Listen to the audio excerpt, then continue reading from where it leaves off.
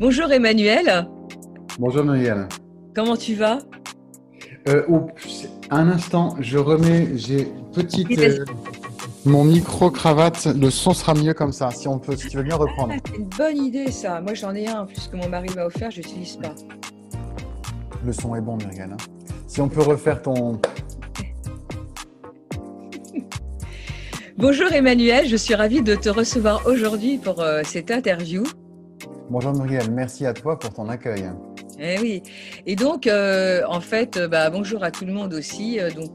Pour écouter cette interview que je fais aujourd'hui afin de faire la connaissance d'Emmanuel et de sa chaîne. Ta chaîne s'appelle Emmanuel Gibelin, comme ton nom. Exactement. Voilà. Et est-ce que tu peux nous en dire plus et nous présenter ta chaîne? Tiens. Alors en fait, ma chaîne, elle vient comme une partie de l'écosystème qui est autour de mon blog, qui s'appelle Votre voix au service de votre vie.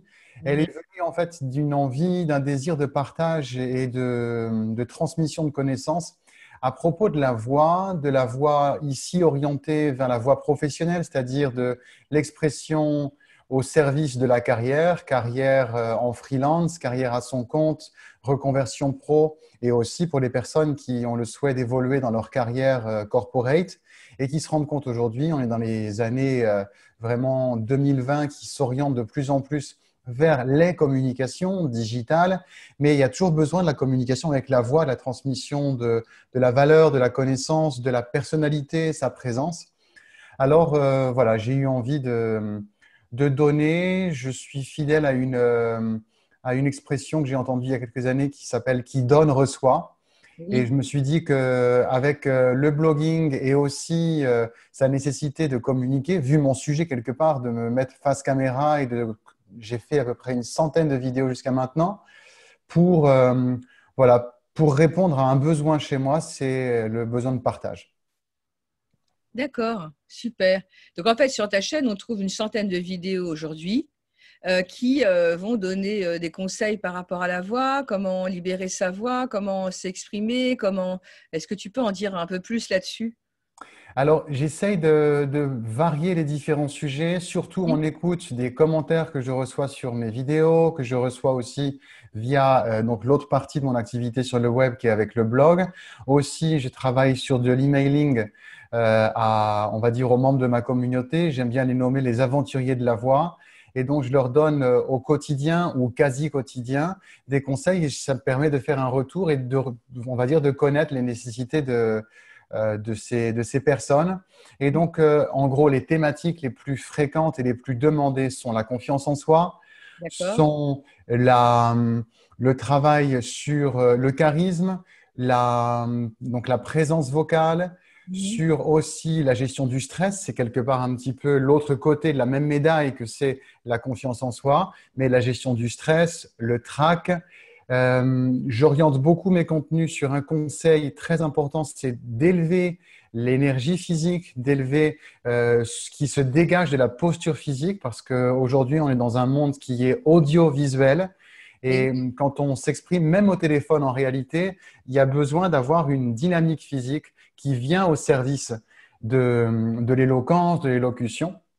Et donc, c'est un ensemble de sujets que je balaye, qui sont regroupés sous forme de podcast vidéo, parce que dans les vidéos que j'ai faites, il y a aussi des fausses vidéos au sens de podcast avec une image fixe, parce qu'à un moment, j'en avais assez d'être face caméra, j'avais aussi envie de créer un autre type de contenu.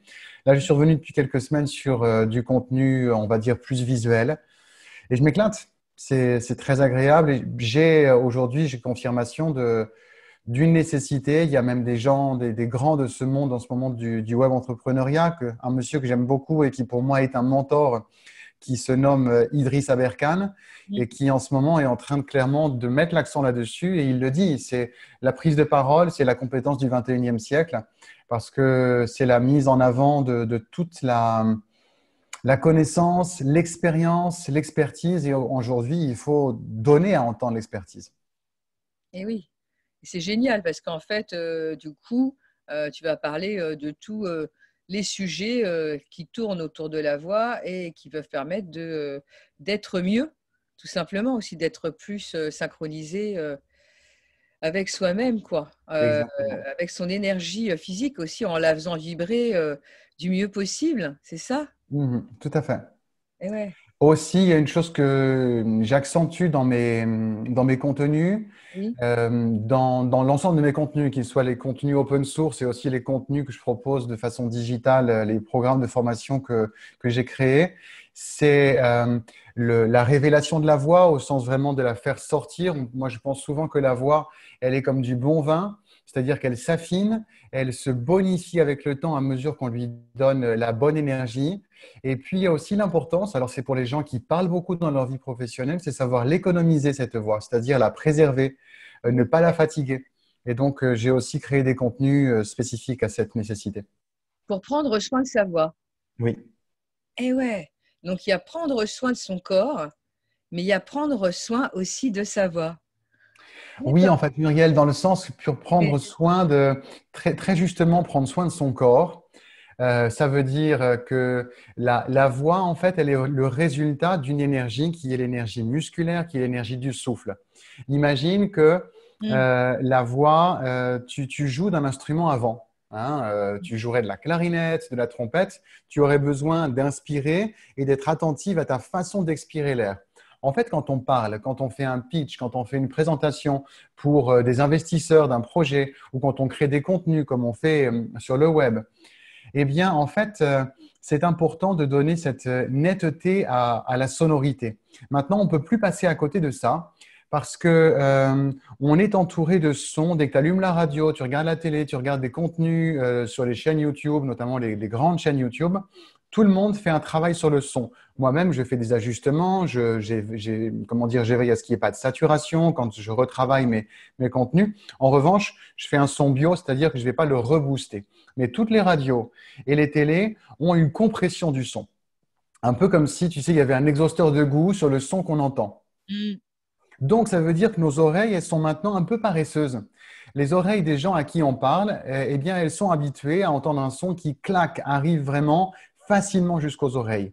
Alors, il faut s'aligner en tant que speaker, en tant que communicant de la vie de tous les d'accord. jours. Il Mhm. est nécessaire d'augmenter, non pas parler fort, c'est vraiment important de ne pas parler fort parce qu'on fatigue ici au niveau de la gorge, mais se dire, je vais parler plus loin, je vais porter mon son comme si les gens, ils étaient 5, 10, 15 mètres plus loin de moi pour que je m'autorise à affirmer ma parole. D'une part, quand tu crées un son plus abondant, tu économises tes cordes vocales parce que les cordes vocales, elles sont consommatrices, elles sont friandes d'avoir une bonne quantité d'air. Pour ça que je parle de, imagine que tu es flûtiste, que tu es trompettiste. Et puis ensuite, c'est pour aller capter l'attention des gens. Ça, c'est une thématique que j'aime beaucoup aborder. C'est tant dans la présence vocale que dans le choix des mots, aller générer, chercher l'attention des gens. D'accord. En fait, tu as parlé de pas mal d'instruments de musique parce que tu m'as parlé de la voix comme un instrument de vent. Figure-toi que j'ai changé la position de de mon petit Mac pour le mettre en arrière et que tu es justement installé sans le savoir sur une mallette de saxo. C'est drôle, Excellent. c'est excellent, hein. En fait, je te parle de musique parce que c'est de ce monde-là que je viens, en fait. Avant de prendre goût à cette transmission de la voix dans le contexte professionnel, Mhm. j'ai depuis maintenant plus de 15 ans eu l'occasion de travailler du coaching vocal chant, donc d'enseigner le chant, de diriger des chorales. Je suis un chanteur, j'ai fait à peu près 15 ans de métier d'artiste chanteur. Et puis, j'ai appris à prendre soin de ma voix en tant que mon instrument de musique, mon instrument professionnel. Et je me suis rendu compte que c'était une grande oubliée, en fait, la voix dans notre société, la Oui, communication verbale aussi, c'est-à-dire tout ce qui traite à cette vibration. On nous fait peu parler quand on fait nos cursus d'études, collège, lycée et études supérieures. On a un petit temps, parce que de temps en temps, on y pense, mais en réalité, on farcit nos têtes de connaissances et on donne très peu l'occasion de la faire vraiment exprimer à l'oral, de s'apprivoiser cette situation-là. oui. Et je crois que ce qui manque aussi, c'est une amitié pour la voix. Ça, j'emploie des mots qui sont peut-être un petit peu fins, mais de se dire que la voix, on fait une vie entière avec elle. et elle va permettre de transmettre de l'émotion, elle va permettre d'interpeller dans des situations très variées de l'existence. Et c'est dommage de ne penser que à ce qui se passe dans la tête, de penser que à ce qui s'écrit. Et aujourd'hui, je pense qu'il y a une grande opportunité parce que si on regarde qu'il y a très peu de personnes qui sont formées dans leurs études à la prise de parole, ça veut dire que les femmes et les hommes qui s'y mettent et qui investissent du temps, de l'attention, de formation à ce sujet-là, eh ben, ils ont l'occasion de faire la différence. Elles ont l'occasion de se démarquer de leur concurrence, de leurs collègues, des autres personnes qui sont sur le même marché. Donc ça, pour moi, ça me donne beaucoup de foi, si tu veux, dans l'avenir, que les personnes puissent se démarquer, se signaler avec grande valeur quand elles prennent le temps de se dire, OK, je vais vraiment faire de la prise de parole un axe de mon développement professionnel. Et ça veut dire aussi qu'on pourrait très bien ajouter un cours pour les enfants à l'école. Ça pourrait être intéressant parce qu'en fait, quand on fait du français, je me souviens, il y avait expression écrite et expression orale. Mais c'est tout. On en faisait dans le cadre de la matière du français. Ce qui fait qu'il n'y avait pas tellement de temps, en fait, d'attribuer pour l'expression orale. Et que du coup, nombreux sont les enfants, et moi-même j'en faisais partie, à avoir peur, en fait, et d'aller devant tout le monde, de prendre la parole devant tout le monde quand on est un peu introverti, parce que moi j'étais un petit peu introverti plus jeune, et même quand on est petit, eh ben, c'est pas toujours évident. Et je pense que ça pourrait être censé d'avoir des cours, mais carrément une matière dédiée à ça pour les tout petits et de commencer très tôt et que ça ne soit pas forcément avec des cours de théâtre à côté, à 4-5 ans. Parce que moi, j'avais ma fille qui a aujourd'hui 15 ans, elle a commencé à faire du théâtre à 4 ans. Génial. Voilà, parce qu'à Sèvres, on a la chance où j'habite, qui est à côté de Boulogne-Billancourt, qui a les enfants de la comédie et qui est une belle école de théâtre. Et du coup, ça lui a permis, en fait, je pense que ça l'a énormément aidé parce que tu vois, elle a quand même un fort leadership aujourd'hui. Mais le fait d'avoir fait du théâtre et après, là, il y a 3 ans, elle a été à la maîtrise des Hauts-de-Seine, où là, elle a carrément chanté. Et ben, c'est quelqu'un qui a de l'assurance, qui a de facilité à communiquer, qui a en plus une âme de leadership. Mais quelque part, sans le savoir, sans le vouloir vraiment, je pense que je l'ai aidée en la mettant dans un cours de théâtre, en sachant qu'elle avait envie, hein, bien sûr, hein, comme après elle a fait de la danse ou de la guitare aussi au conservatoire. Mais voilà, mais quand tu me dis ça et que tu parles des adultes, des personnes que tu peux aider, je crois qu'il y a carrément, voilà, il pourrait y avoir un projet au niveau de l'éducation nationale. Mais en tout cas, ça serait bien d'aller plus loin là-dessus. Je ne sais pas ce que tu en penses. C'est en marche, je te fais, mais je suis à 1000% avec toi là-dessus, sur le fait de… Là, en ce moment, c'est sollicité, il y a une ouverture actuellement dans les nouvelles inventions, quelque part, la recréation du bac. Et c'est un des aspects qui est bon, en fait, du nouveau bac, c'est le fait que les élèves doivent faire un grand oral. En ce moment, malheureusement, c'est un grand oral qui n'a pas encore été imaginé 2.0 parce que dans la situation actuelle, j'espère que ça va être changé. On demande aux élèves de faire un oral sans support visuel. Donc, ils n'ont pas la possibilité d'avoir un PowerPoint. Alors que le PowerPoint pourrait être juste, tu vois, illustratif avec quelques key points indiqués à l'écran.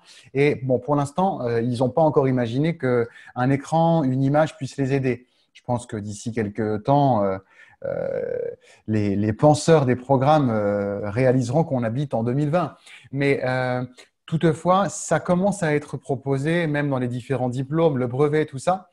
Et en fait, pour l'instant, c'est en train de venir, mais comme toute chose, je crois qu'il ne faut pas attendre que les choses soient proposées dans le collectif. Il faut aussi, en tant qu'individu, de se dire, OK, je me donne les moyens d'eux. Donc, toi, tu le fais pour ta fille avec le théâtre, avec la musique, avec la maîtrise.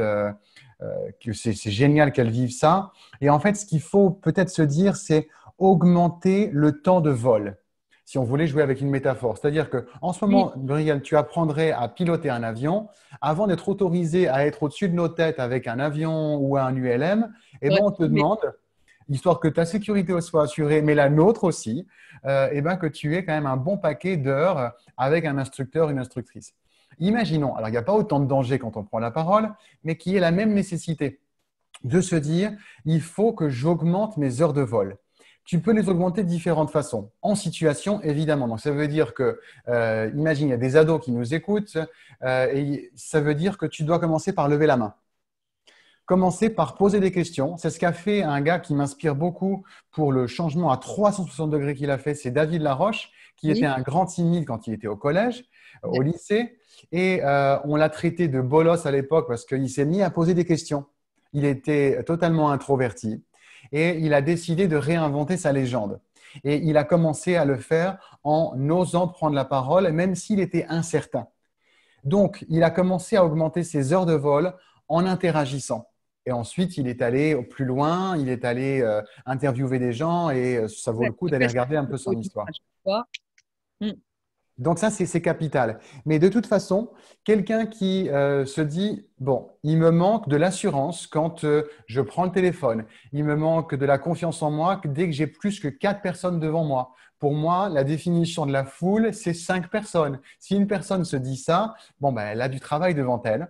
Et le meilleur moyen de le faire, c'est de développer, moi je me suis amusé à appeler ça le concept de la TVAV.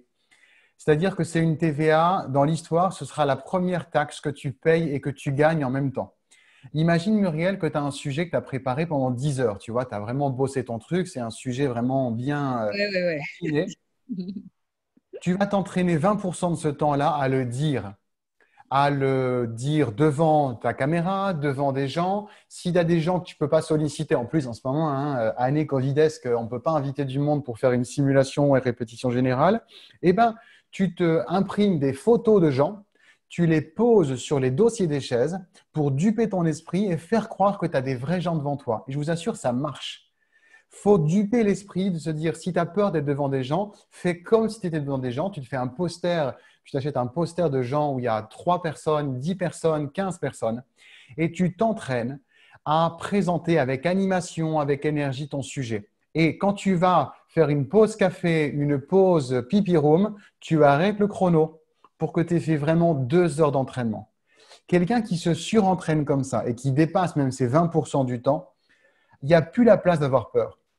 Il n'y a plus la place d'hésiter. Parce qu'en fait, tu t'es augmenté, là je reviens à la métaphore des heures de vol, c'est-à-dire que tu augmentes le nombre de minutes, de secondes et donc de minutes et d'heures dans lesquelles ta voix, elle a sonné et les mots que tu as employés, eh bien, ils ont une mémoire, ils ont un corps, ils ont une épaisseur. Donc, quand tu emploies les mots-clés, qui sont les mots-clés qui permettent la décision des gens quand il s'agit de proposer l'achat de quelque chose, d'un produit, un service, une formation, quand tu es au téléphone avec les personnes, eh ben, tu es crédible parce que ton propos, il est habité de toutes les minutes et les heures que tu as employées à t'entraîner à les dire. Ça, pour moi, je le sais par expérience personnelle et expérience des gens que j'accompagne, que c'est surpuissant. Mhm. En fait, ce que tu fais, ce que tu proposes quand on met un poster devant soi avec plein de personnes, imaginons une foule, et que tu proposes aux personnes de parler devant cet écran avec une foule ou de mettre des chaises, c'est rigolo, avec des noms, etc. Et bien, et que la personne répète, en fait, c'est la visualisation mentale positive avec un décor qui peut représenter la réalité face au cerveau, enfin au visuel qui regarde en utilisant sa voix. Du coup, la personne, elle est dans ses ressentis. En même temps, le cerveau, il capte quelque chose de visuel qui rappelle exactement ce qu'il va vivre. Et comme le cerveau le fait plusieurs fois et qu'il ne fait pas la différence entre l'imaginaire quand on est bien concentré sur quelque chose et détendu, c'est ça ce qui se passe, c'est un peu de la programmation neurolinguistique, Mhm.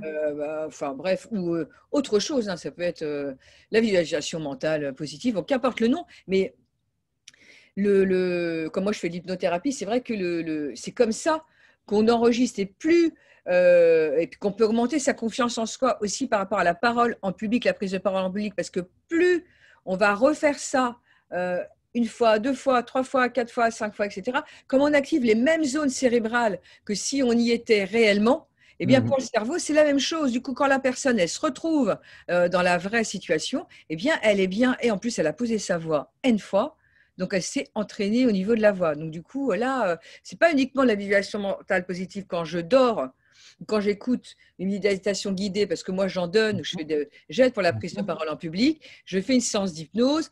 Un des protocoles, enfin, ça peut être de mettre la personne sur scène en train de faire son discours et avec le micro et de lui dire que les mots sont fluides et qu'elle est bien alignée au niveau de l'énergie et que ça circule et que sa voix, machin, etc. Et après, elle écoute toutes les nuits et comme elle écoute toutes les nuits quoi, avant de dormir, derrière elle rêve de ça et après quand tu y es, ça se passe bien. Mais toi, ton idée, c'est qu'effectivement, ce qui est bien, parce que tu fais, c'est de proposer aux personnes de le faire en étant physiquement devant les chaises, devant un poster. Et voilà, quoi. C'est ça. Et en fait, ça se rejoint complètement parce que cette approche que tu proposes, elle est dans la partie, on va dire, comme backstage. C'est en coulisses, c'est tout un travail qui est un conditionnement. Et ce conditionnement, il peut aussi se vivre parce que dans la pratique, et ça c'est mon côté du coaching qui est vraiment pratico-pratique, c'est la compétence qui engendre la confiance et qui engendre cette assurance et cette prestance que la personne peut développer. Et surtout, c'est de se dire, il y a comme une jurisprudence, tu fais un copier-coller de la situation, tu t'es senti en confiance, en train, même si, ok, il peut y avoir une partie de toi qui peut encore avoir une prise sur le doute en disant, oui, mais il n'y a pas des vrais gens, mais au bout d'un moment, tu t'habitues tellement à cette situation que, de toute façon, le cerveau, une fois qu'il est aligné à cette proposition, il ne fait plus la distinction, de même que c'est pour ça que l'affirmation est capitale. Et une affirmation aussi, Muriel, sur la compétence au sens de ta légitimité. Quand tu travailles là-dessus, il y a besoin d'avoir une visualisation de post-it. Le post-it est l'un des meilleurs outils avant même l'existence des clés USB, de tout ça. C'est le post-it. Et tu te mets une affirmation très simple, mais qui rappelle ta légitimité, qui rappelle ta qualité, donc quelque part, la crédibilité que tu as intrinsèque parce que tu connais ce sujet, tu l'aimes, tu l'as documenté, pour donc n'avoir aucune prise, ne laisser aucune prise à ce doute, à cette froideur quelque part mentale qui vient glacer quelque chose qui au contraire doit être chaud. Il y a une chose qui est forte, c'est l'énergie corporelle qu'on développe. On le voit, un glaçon ne résiste pas à un radiateur. Donc, quand tu élèves ton niveau d'énergie, tu élèves quelque part ta chaleur corporelle et donc il y a quelque chose qui se déploie dans ta présence physique, qui est donc aussi, qui va dans le côté émotionnel de l'évacuation du stress. Tu crées quelque chose qui est beaucoup plus fort, pardon, qui est beaucoup plus fort. Oui, tu tousses parce que c'est la gorge et que en fait ta vibration, ce dont tu parles, l'énergie, elle passe par la gorge et elle monte. Exactement. Et en fait, cette force, elle est plus élevée que le côté froid de la peur et du trac. Donc, c'est à un moment, il faut occuper la place avec quelque chose de plus puissant. Et c'est donc ton énergie et ton entraînement. Et moi, c'est ce que j'explique quand j'aide des clients et des clientes à avoir plus confiance en eux et dans la prise de parole. Je me mets debout à chaque fois. Bon, là, je ne peux pas parce que je suis un peu coincée entre je leur ai fait. Et je leur dis qu'il faut avoir les pieds bien ancrés dans la terre pour ressentir l'énergie qui circule à partir du bas des cuisses au milieu là et qui monte au niveau, voilà, comme ça. Et de faire circuler. Et en fait, voilà. Et donc moi, je vais aider avec là. Mais en tout cas, ce que tu expliques, c'est exactement ça. C'est l'énergie, la chaleur, quand elle circule à l'intérieur, elle est chaude avec la voix et effectivement, ça va aider à enlever la peur et le tract. Parce qu'en fait, la peur et le tract, c'est aussi une énergie. Parce que l'émotion, c'est aussi une énergie. Et l'émotion, elle arrive. Et si toi, tu t'opposes à elle, avec la chaleur de ton corps, avec la posture, avec ta voix qui sort d'ici, bah, du coup, effectivement, tu as raison, il y a peut-être deux énergies et il y en a une qui englobe l'autre. Et voilà, quoi. Et c'est vrai que c'est dans le faire aussi qu'on augmente sa confiance en soi. Ça, pour la prise de parole en public dont tu parles, donc, plus les personnes vont le faire et plus elles vont être à l'aise. Comme quand on était petit, plus on répète quelque chose, et plus c'est facile. Il y a un fondamental qui est là, c'est celui de la répétition et qui met aussi les gens face à eux-mêmes en se disant, OK, si actuellement je vois que je bug, à un moment, tu as le choix entre rester là-dessus et puis t'en servir comme une excuse, hein, de se dire, voilà, j'aurais pu solliciter telle évolution dans ma vie, mais il aurait fallu que je fasse des réunions, que j'anime des temps de formation et j'ose pas. Bon, bah, ok, tu as raison. Tu auras raison en disant, je me donne les moyens de réaliser ça et je vais commencer là où je suis, parce qu'il ne s'agit pas de se dire d'attendre d'être un expert pour commencer à avoir l'audace de ce leadership dont tu parlais tout à l'heure en écho à ta fille. Le leadership, il vient chemin faisant, il vient aussi en ayant une voix chaude, une voix qui est expressive, qui s'autorise à transmettre de l'émotion, qui résonne ici au niveau de la boîte, de la cage thoracique, qui est chatoyante, qui va donc toucher différentes zones dans le cerveau des gens, une zone plus intellectuelle ou aussi une zone émotionnelle parce que le son, il est habité. Et à ce moment-là, eh bien, l'autorité que tu dégages, c'est pas une autorité forte à l'ancienne managériale, c'est une autorité d'alignement, que ton propos, il sonne juste, il sonne vrai. Ouais. Oui, oui. Et en fait, ouais. Et quand tu parles du corps, là, et quand tu exprimes ce que tu exprimes, c'est comme si notre corps était un instrument de musique. Totalement, Muriel. Il est un instrument de musique vraiment très, comment dire, très réactif. Il ne demande que ça. La voix de chacun, je le vois dans mon travail avec différents types de publics, euh, c'est dingue ce que ça va vite. Qu'à partir du moment où tu prends cette mesure que tu as besoin de davantage respirer, tu as besoin d'être plus en lien avec ce flux respiratoire Mm. que, à partir du moment où tu sens que il faut faire plus de sport, il faut se mettre à bouger, il faut se mettre à oser faire des gestes. Parce que quand tu fais des gestes, tu montres que tu connais ton sujet. Au début, ça va être une illusion parce que tu vas t'entraîner à faire des gestes même quand tu n'es pas encore sûr. Mais il y a une chose qui est vraie quand elle est gérée avec éthique, c'est fake it until you make it. Fais semblant jusqu'à ce que ce soit vrai. Il ne s'agit pas de faire semblant comme des gens font, de louer une Lamborghini pour faire croire qu'ils gagnent la Lamborghini. C'est pas sur ce plan-là qu'il faut fake. Mais fake it until you make it dans le sens que fais le geste de quelqu'un qui est sûr. Et là, il y a l'observation qui est très intéressante, Muriel, au sens que tu regardes une star, quelqu'un, ça peut être une personne entrepreneur qui t'inspire comme Tony Robbins. Ça peut être des gens, même si Tony Robbins, il a une voix très particulière. Mais tu vois le degré d'assurance de ces personnes-là et tu vas te dire comment je parlerais si j'étais elle, si j'étais lui. Est-ce que je rentrerais dans la salle comme ça ou de façon chétive? Est-ce que je sourirais avant de parler? Est-ce que je ferais des gestes qui sont des gestes qui ont de l'énergie ou est-ce que je resterais les mains dans les poches? Donc, à un moment, il faut faire quelque chose qui soit à ta mesure, dans lequel tu te sens toujours aligné, mais autoriser quand même à élargir cette zone pour te dire, attends, les gens que j'écoute en étant captivés, en étant dans le kiff total, ils font ça. Alors, je vais les copier. Comme on a copié dans le monde artistique, Bach, il a appris en copiant les compositeurs qui l'ont précédé. Rembrandt, il a appris en copiant les peintres qui l'ont précédé. Et il a fait apprendre à ses étudiants en copiant des toiles de maître. Il faut copier. Copier, pas cloner, pas dans l'imitation, mais observer et implémenter ce qui fonctionne. Oui, ben en fait, ce qui se passe, c'est que en fait, ce que tu dis, c'est qu'effectivement, on va prendre quelque chose qui résonne en nous et qu'on voit, et qu'on va mélanger comme une sorte d'alchimie dans son corps. On copie, mais quelque part, ça va se transformer en autre chose, tu vois, avec notre propre énergie. Et je pense que plus la personne va copier et faire ce geste qui n'était pas une habitude au départ, plus elle va acquérir cette habitude aussi, qui peut devenir un réflexe. Ça, c'est le côté, comment dire, cerveau, quoi, cérébral. Mais quand ça entre dans le corps, ce qui se passe, c'est qu'il y a une alchimie qui se fait.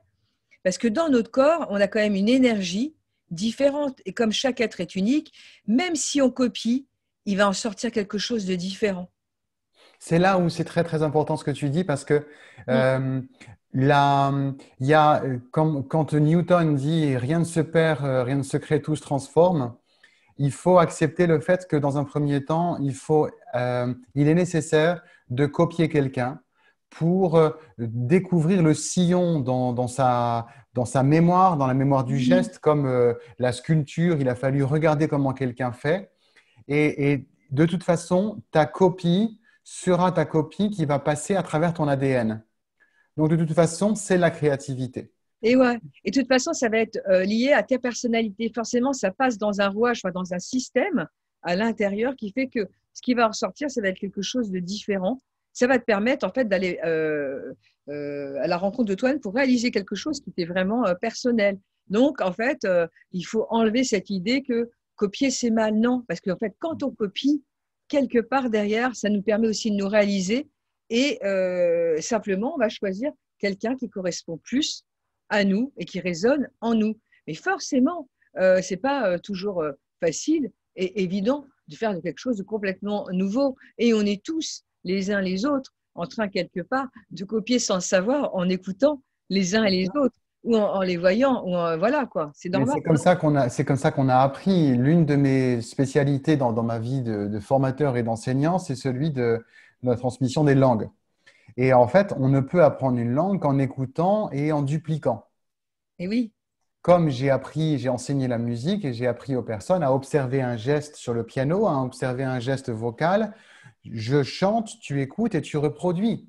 Et c'est de ce buvard, en fait. Un buvard qui capte, qui s'imprègne et qui ensuite, de toute façon, va colorer à sa façon les choses. Et c'est là où le conditionnement scolaire est quand même à revoir, où on nous dit de ne pas copier parce que, OK, pas faire de plagiat, mais à un moment, si on est dans un atelier de prise de parole, évidemment qu'en regardant ce qui va avoir fonctionné chez le précédent, tu vas pouvoir t'en imprégner, t'appuyer dessus et donc aller plus loin. Quand tu es boulangère, qu'est-ce que tu fais? Tu prends un petit peu du pâton, du pain d'avant et tu t'en sers de levain pour faire le prochain pain. Tu repars pas à zéro avec le levain. Donc, dans l'enseignement, on va dire Jules Ferriesque, avec le grand respect que j'ai pour cet homme qui a fait avancer l'instruction dans notre pays, mais on ne peut plus penser qu'on ne peut pas copier, au contraire. Et donc, c'est là où l'observation, une observation tranquille, une observation goûteuse, animée, en disant, voilà, je vais faire mon grand casting.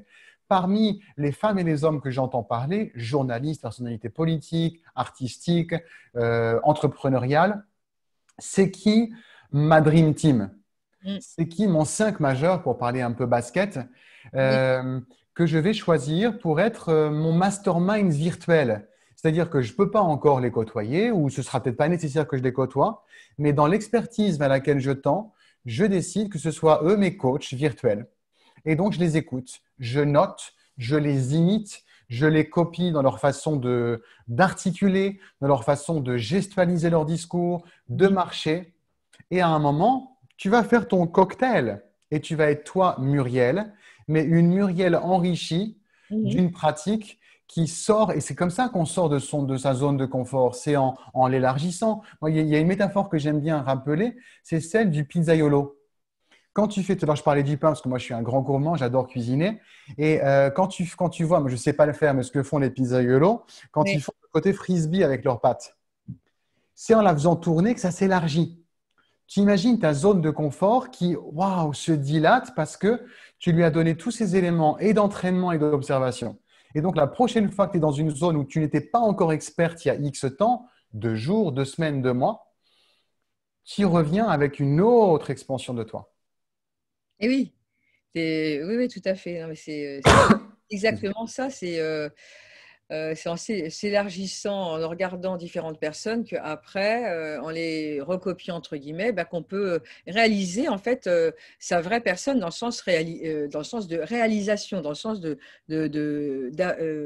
dans l'expression corporelle en fait de ce qu'on a à l'intérieur et en s'inspirant, en buvant, en absorbant chose à l'extérieur, quoi. Et quand tu parles de personnalité aussi et d'y aller, c'est aussi comme un instrument, c'est ouvrir d'autres cordes. C'est qu'en fait, on peut aussi comme ça s'enrichir au niveau de l'instrument. C'est comme si tu prends une guitare, on rajoute des cordes. C'est ça. Rajouter des cordes à sa guitare qui est notre corps, quoi. Voilà.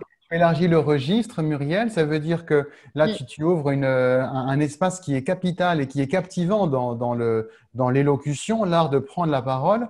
C'est celui de jouer avec son intonation, de, Et oui, de varier le champ expressif. Ça veut dire d'avoir de temps en temps la voix qui va dans le profond quand on a un sujet qui est plus profond, ce qui peut être plus grave, ou que tu as besoin de rendre plus confidentiel. Là, tu vas avoir une voix qui est plus profonde et donc plus, comment dire, incarnée, plus thoracique, plus cordiale. Et de temps en temps aussi s'autoriser à avoir la voix qui navigue dans l'aigu pour interpeller, pour étonner, pour amuser. Et c'est là où tu peux jouer. On va pas aller dans l'extrême de ces Fabrice Lucchini ou autres qui se mettent en scène, mais il y a tellement de marge entre cet extrême que peut représenter ce grand artiste que franchement je trouve ah, fantastique. j'adore, j'adore, j'adore, j'adore. Il y a des personnes qui ont cette peur en disant, écoute, non, là, ça va être trop. Mais attends, va un peu vers ce trop pour que après, ça devienne plus naturel. Et Et oui, puis, de toute façon, il y a un truc au niveau, on le sait maintenant, au niveau cognitif, à chaque fois que tu joues avec une différence dans ton intonation, dans ton accentuation, dans ta présence d'articulation, tu réveilles l'écoute des gens. Tu la réactives un peu, tu sais, comme ce jeu des différences qu'on avait dans les journaux télévisés, tu sais, les revues, les magazines qui te donnaient le programme télé il y a X années. Tu avais deux images. Une image, c'était deux fois la même image, mais avec des petites différences. Il y avait un chat qui manquait une patte. Il y avait comment dire, 5 pieds à la chaise. Et tout mm, d'un coup, qu'est-ce que tu regardes beaucoup plus attentivement l'image où tu sais qu'il y aura des différences. Donc, c'est pareil pour les gens qui t'écoutent. Et dès que tu varies quelque chose dans ton langage, eh bien, il y a un instinct dans l'écoute des gens, donc dans leur oui, néocortex cérébral. et ouais, Ah, attention, il faut écouter. Attention, c'est intéressant. mm, exactement. Tu captes l'attention. Voilà, du cerveau reptilien qui sort de sa zone de confort. Si tu as une voix qui fait oulouloulouloulouloulou et qui est monocorde et toujours pareil, eh ben, là, au niveau de ton public, ça va pas le faire. Par contre, si tu es capable de faire et, et des trucs, enfin bref, Mhm. de jouer avec ta voix, eh bien, forcément, les personnes vont être plus attentifs à ce que tu dis. Ah ouais, ouais, ouais. Et nous, on fait pas mal le tour de la voix, là. Je sais pas, ça fait un moment qu'on parle que de la voix. Et du Oui, en coup, fait, parce que si tu veux, c'est là, c'est la porte d'entrée que je propose pour ce travail sur la communication verbale, sur la prise de parole. Il y a évidemment tous ces thèmes qui sont reliés à l'introversion et l'extraversion, réaliser que on peut être un extraverti situationnel, se dire dans ma nature propre, je suis quelqu'un qui est plus intérieur et c'est à l'intérieur de moi que je me régénère, c'est fort bien. Mais dans des situations, parce qu'il y a un pourquoi qui t'anime, que tu es au service d'un projet associatif, entrepreneurial qui te dépasse et qui fait donc dépasser ce confort d'être plus introverti, là, tu dégages quelque chose. Donc, c'est à travers cette matrice sonore qu'on va vers l'éloquence, qu'on va vers la confiance en soi. C'est un peu tu es du côté de Paris, je vais employer une métaphore parisienne, comment dire, l'Arc de Triomphe, ce grand rond-point phénoménal, il va dans tellement de directions parisiennes. Tu peux partir au sud, au nord, au sud-est, au nord-est de Paris à partir de ce point-là. Ce point, c'est la voie et ensuite tu vas vers des choses qui vont être au service de ton développement professionnel ou personnel. Et moi, je trouve ça assez délicieux. ah oui, oui, oui, ouais, c'est délicieux comme tu dis. Et puis ça permet aussi de s'éclater la voix. Oui, exactement. Ça peut permettre aussi de s'amuser. Et c'est vrai qu'on descende vers les bas, qu'on monte vers les hauts, ou même dans la vie courante, il y a des moments, c'est rigolo de rigoler avec la voix, quoi, en fait, d'en faire un instrument de plaisir et de rire. Et d'ailleurs, c'est pour ça que les spectacles, les one-man shows, tous ces personnes qui sont, parce qu'on a parlé de Fabrice Lucchini, mais toutes les personnes qui sont dans le comique et qui utilisent la voix, ou les ventriloques, enfin bon, en fait, la voix, c'est aussi quelque chose qui permet d'apporter de l'amusement dans notre vie. Et Tu dis une chose très juste parce qu'il y a un point de connexion entre la voix et le rire, déjà parce qu'on rit avec sa voix, hein, mais et que oui, quand on veut s'exprimer avec tonicité, il y a un travail de souffle qu'on réalise, que je réalise à la fois dans mes formations digitales et aussi dans l'accompagnement sur mesure que je propose à mes clientes et clients. c'est de réaliser qu'en fait, c'est le diaphragme qui est l'impulsion, le starter de l'expulsion du souffle et donc de la tonicité de la voix. Et en fait, le diaphragme, le moment où on l'utilise le plus, c'est quand on rit.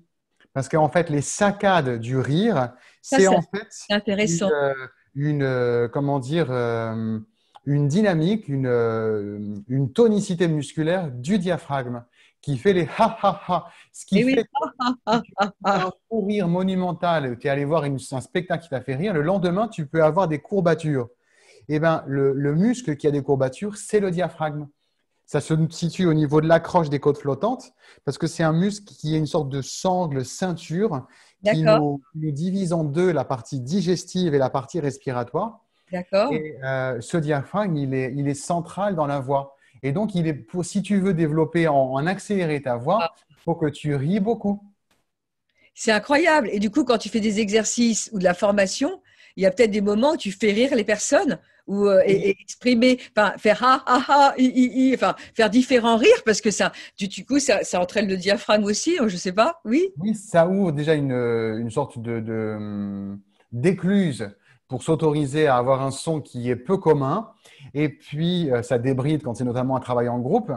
Et c'est un exercice qu'on fait même, peut-être que ta fille l'a pratiqué dans les gammes vocales dans le théâtre. Il y a des comédiens, hein, les comédiens dans le domaine comique font des gammes de rire. Ils s'entraînent à rire pour que leur rire, pareil qu'on disait tout à l'heure, l'entraînement devient naturel une fois qu'il est vraiment énormément pratiqué. Il faut savoir s'entraîner à rire, rire intentionnellement, tu appuies sur le bouton parce que ça devient quelque chose qui… Et quand tu ris, tu te rends compte que l'abdomen, il a les muscles sont bandés au niveau de l'abdomen quand on rit parce que le diaphragme, il fait partie de ça. Et ouais, tu sais pourquoi je ris? Parce que quand tu parles du rire et que les comédiens peuvent utiliser le rire pour rire, je suis en train de voir l'image de Jean Dujardin dans James Bond en train de rire avec son pote là sur la plage. Ah, ah, ah, ah, ah, ah. Et je sais pas si tu vois cette Exactement. scène. Tout Et à ils se fait. marrent tous les deux, mais ils se mettent dans les bras. Enfin, ça, ça c'est juste cette image-là. Je me suis dit, mais voilà. Et c'est vrai que le rire, on pourrait peut-être même regarder différents films et voir comment rit et se sont entraînés les différents comédiens à rire dans les films parce que ça Mhm. montre aussi un aspect de leur personnalité. Du coup, c'est intéressant parce que dans cette interview, pour ceux qui nous écoutent, on a énormément parlé de la voix et on a fait, comment dire, le tour des différents registres que tu peux aborder avec la voix au niveau, comment dire, de ce que tu apportes avec ta société. Parce que j'imagine que tu as une société à côté de ta chaîne, parce que du coup, Tout on à n'en a fait. pas trop parlé, mais voilà. Oui, Et mon blog, ma chaîne YouTube, c'est une partie open source qui, tout à l'heure, comme je te le disais, c'est pour moi, c'est qui donne reçoit, c'est la partie émergée de l'iceberg. Et oui, puis, je suis entrepreneur dans ce domaine, c'est-à-dire que j'accompagne avec passion des personnes en distanciel, ça veut dire avec des produits de formation que les gens suivent en fonction de leurs nécessités. mhm. Et puis aussi, je développe une formule hybride entre les deux, c'est-à-dire la possibilité de suivre un accompagnement rythmé de un accompagnement par mois et de donner un accès abonnement à mes formations. C'est quelque chose que j'ai beaucoup de plaisir à faire parce que ça permet de rendre aussi accessible cette connaissance d'une autre façon. Donc, j'ai trois offres quelque part qui sont la formule des accompagnements, je veux dire du contenu en distanciel, cet accompagnement plus le distanciel, ou alors de façon ciblée, totalement sur mesure et sur un temps plus court parce qu'il y a un impact nécessaire et une nécessité plus ramassée dans le temps. À ce moment-là, un accompagnement qui se fait sur euh, en gros un mois d'accompagnement pour que en lien, je crée des documents vidéo, des documents audio, un soutien aussi WhatsApp pour que la personne soit le plus en blitz équipée. Ok. Et on trouve ça sur ta chaîne, sur ton site internet, sur ton blog. Où est-ce qu'on trouve ces programmes de formation que tu proposes? Euh, alors, ça se trouve sur mon blog, mais évidemment, il y a une passerelle évidente avec les liens qu'il y a sous mes vidéos pour pouvoir s'y rendre. Y aller, Et très donc, bien.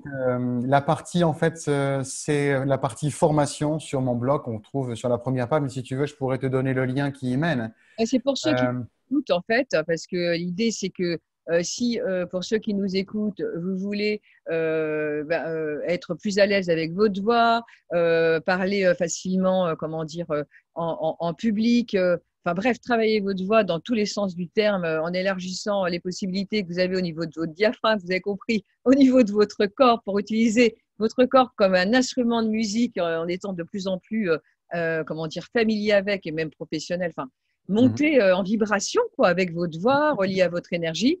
Eh bien, vous savez que sur la chaîne d'Emmanuel Gibelin, eh bien, vous trouverez votre bonheur. En gros, c'est ça, hein, votre chemin pour apprendre à trouver votre chemin pour apprendre. C'est quoi ton blog, le nom de ton blog déjà? Votre voix au service de votre vie. Et tout à fait, j'ai préparé un chemin. Votre voix au service de votre vie. Voilà, oui, c'est ça. Alors, grand merci. Merci pour ce partage. Merci pour cette ouverture de pouvoir parler avec ton audience et les personnes qui s'intéressent à, à apprendre, en fait. Aujourd'hui, apprendre en ligne, c'est un bonheur, en fait. Et en fait, c'est pour tout le monde. Ça ne s'adresse pas uniquement ce que tu as dit à mon auditoire, parce qu'en fait, je n'ai pas forcément de l'auditoire. Ça va s'adresser effectivement aux personnes qui font partie de l'académie, mais pas que. Parce que cette vidéo, moi, je vais la mettre sur ma chaîne. Toi, tu peux la mettre aussi sur ta chaîne. Exactement. Et toutes les personnes qui nous écoutent sont des personnes qui viennent de partout et nulle part.